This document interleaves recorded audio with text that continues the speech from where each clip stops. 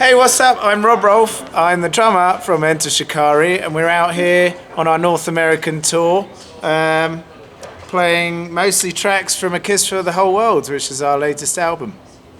And this is my drum kit. This is my world. Starting off with the shells. They're made by British Drum Company. I've got a beautiful sort of off-white sparkle going on, and they're a fantastic company, make beautiful kits, they sound incredible. I've actually been able to go into the workshop and see them create them, and excellent people, beautiful drums, and they sound fantastic. My kick drum is relatively small. It's 18 by 16, I think. I'm sure it's 18 by 16, which gives sort of a nice tight punch, but the shorter depth somehow just works really nicely with the resonance of the skins working together, and you get this nice big rounded boom from it. On the toms, I've got a 10-inch and here a 14-inch. In the UK, I have a 16-inch as well, but this for ease of touring in the States, I keep it the one up, one down. My 14-inch on the floor, I actually tune down quite low.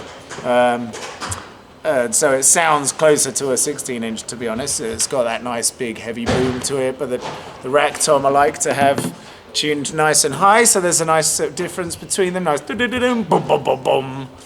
And my snare drum is again British Drum Company. It's called a Bluebird. It's their chrome over brass drum, and it just sounds absolutely gorgeous. It's got a fantastic punch to it. It's got loads of life. It works really well in all tunings, to be honest. It works well really high up and give it nice and lots of life and make it sing. Or if you tune it down low, which I've got it closer to today, gives a real sort of heavy, beefy thud to it. And I do like to have it slightly on the lower side, because over here I've got my side snare, or auxiliary snare as some people call it, which is a tiny little, I think it's 3.5 by 10-inch by 3.5 deep. Gives a nice little chat sort of for a lot of, I use it for a lot of drum and bass stuff. I've got this little makeshift thing going on to sort of dampen it, deaden it, give it that chat noise, or without it, gives a nice bang bang. If I really want to give it a good crack, give it a rim shot, and it gives a really nice effect. And so I have this tuned very high, and my main snare very low, to give a very nice big difference between the two. I don't want just two snares that sound fairly similar, so I'm really, they complement each other very well. On my heads, I play Evans. On my snares, I've got an HD dry here and a GT2 on here. They just give me the nice sound I want. They're quite diverse, I find, the HD dries.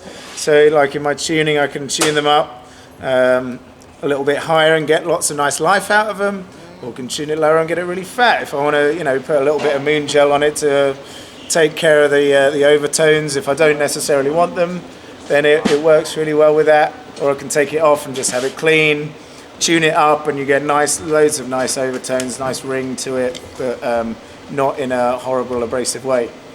On my toms, I'm playing EC2s. These have always been my favourite heads for toms. They've got a really nice attack to them.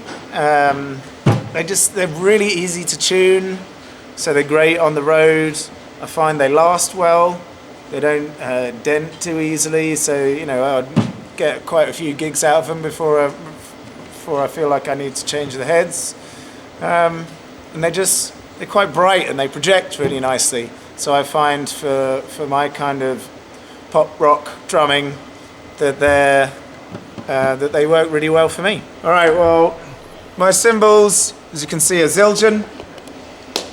I've forgotten exactly what they all are, so excuse me if I read them off to you while I'm going around. What have we got over here? S China Splash. Got custom hybrid hi-hat, 13 inch. I really like the custom special dry crashes. They're a particular favourite of mine. Before, a few years ago, I used to have nothing but really bright cymbals, really crystal clear, cutting through glassy kind of cymbals. But now, I've been with Zildjian for a couple of years now, and I decided to go a bit darker, a bit heavier, and I really like this crash because it gives me something different. I've also got the nice bright so glassy thing from the custom fast crash here, the 14-inch crash.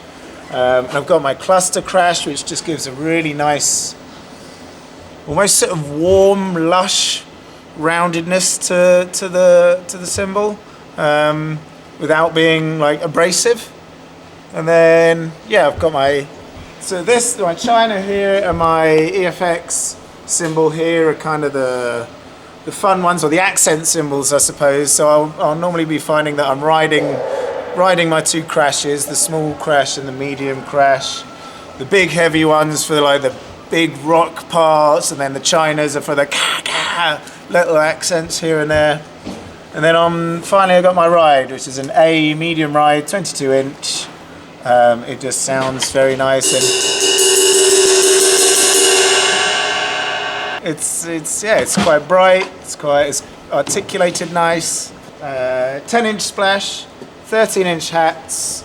We've got 18-inch effects, 20-inch crash, got my 14-inch crash. I think this is, what is this, 16-inch China, 16-inch crash, and 22-inch ride. So I've got my SPDSX Pro here that holds all my samples, and they're going in, so you can't see it, but inside this drum and my kick drum I have some triggers made by a company called Joe Becky, and they're actually integrated into the drums. So I just take this out, and then the drum's ready to go. It travels like that, it's nicely protected. I actually have the sensitivity set so that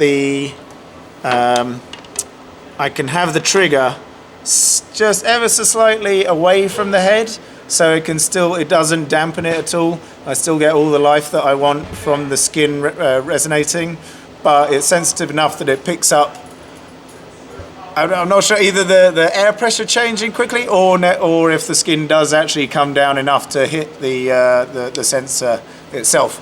So I've got those on my kick and snare, and over here I've just got a simple Roland pad going into the back of this. So all my samples are kept in here, but in the back where I've got a MIDI, I don't know if is it plugged in, probably, so it should be somewhere, MIDI in here that goes to our laptops at the side of the stage running through Ableton. So literally between a chorus and a verse we'll switch into having triggers on my kick and snare or not. And it's really fast turning over, changing patches here.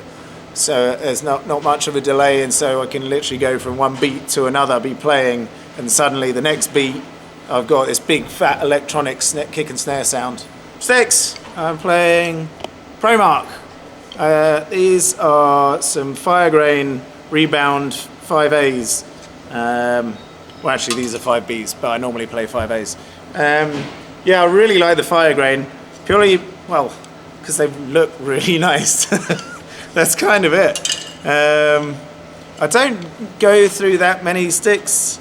I used to a hell of a lot when I was just sort of gripping the stick like that and smashing away at the rims.